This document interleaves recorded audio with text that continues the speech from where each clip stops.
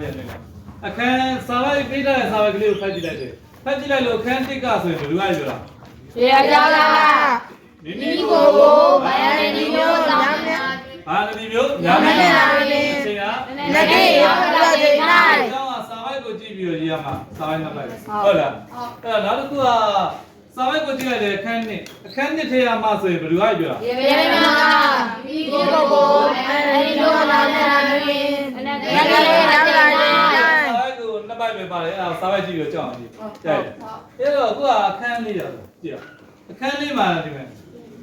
နားလိုက်ပါဆိုတော့ရေးတယ်ရောက်ကြပါနေပိနေတော့ချက်မောင်းရင်းစားတာကြည့်အမရေးတယ်ကဘာမျိုးပဲနေလာတော့ဘာမျိုး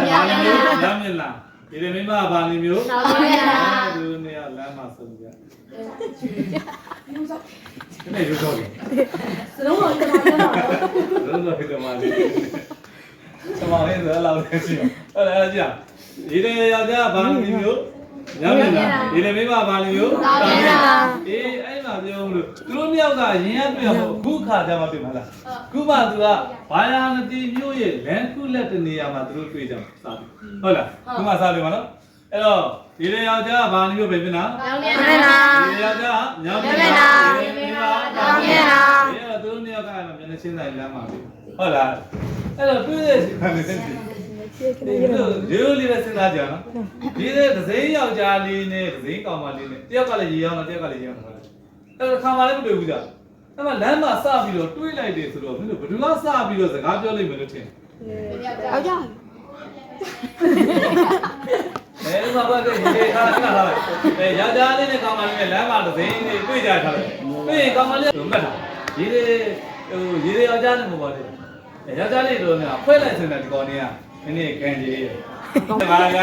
အဖွဲလိုက်စင်တယ်လို့တယောက်တည်းဆိုကိုလည်းပြင်ခိုင်းတော့ယောက်ျားလေးလာမှအဲ့တော့ခုလဲလို့ရေယောက်ျားစမပြောရဘူးရေမိမစပြီး तू ကဆက်စုကျင်တာတကယ်တော့သူလေးရေအောင်လားသူလေးရေအောင်လားနော်အဲ့တော့ဘလောက်စုပြီးတော့ဘာလဲဘလောက်ဘာတွေနဲ့စားရအောင်ဆိုဆက်စုကျင်လို့ရေမိမစပြီးတော့မေးလိုက်တာကြိုက်လားအဲ့တော့ဒီအခန်းလေးကဆိုရင်ဒီကြောင်မှတ်တာရေမိမကဆိုရင်ဒီယောက်ျားကိုဒီယောက်ျားကဆိုရင်ဒီမိမကိုအဲ့လိုဖြစ်တော့မှာအပြန်အလှန်နေတော့ကြိုင်နော်အဲ့တော့ခုကဒီမိမကဆိုဒီကြောင်ကဘာဖြစ်လာလဲရေကြောင်းဒီမိမကဆိုရင်